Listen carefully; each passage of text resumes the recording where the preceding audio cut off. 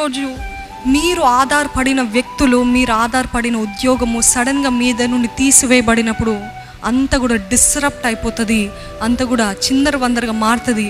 అప్పుడు కష్టము సడన్గా పడాలంటే కష్టం అవుతుంది. అందుకని దేవుడు అంటున్నాడు ఏంటది, సిద్ధపడండి.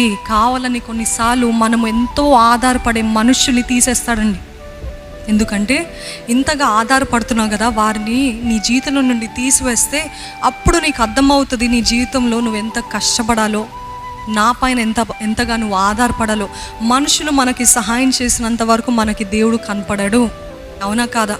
మన జీవితంలో ఆశీర్వాదాలు ఎంతగానో ఉప్పొంగినప్పుడు మనకి దేవుడు కనపడాడు. ఒకవేళ సన్నిధికి, ఆయన ఆలయానికి ఈ రీతిగా వచ్చి, అవునయ్యా నువ్వు చేసిన ఉపకారంలో అనేకమైనవి, స్తుతి అని ఎంతగానో స్తుతులు చెల్లిస్తారు, కన్నీటితో ఆరాధిస్తారేమో, కృతజ్ఞత అంతా ఉంటుంది. కానీ నిజంగా ప్రతిరోజు ఆయన పాదాలు పట్టుకొని, నాకు దిక్కు ఎవ్వరు లేరయ్యా, నీవే నా దిక్కు అని ప్రార్థించే ప్రార్థన చాలా తక్కువ ఉంటుంది. ఎందుకంటే ఆశీర్వాదాలు ఎక్కువ అయిపోయినాయి. ఆశీర్వాదాలు ఉంటే దేవుడు అంతగా ఆధారపడాల్సిన అవసరం ఉండదు కదా. ఈరోజు మన జీవితంలో కావాలని దేవుడు అంత కూడా గూడుని రేపి ఉన్నాడేమో, ఎందుకు?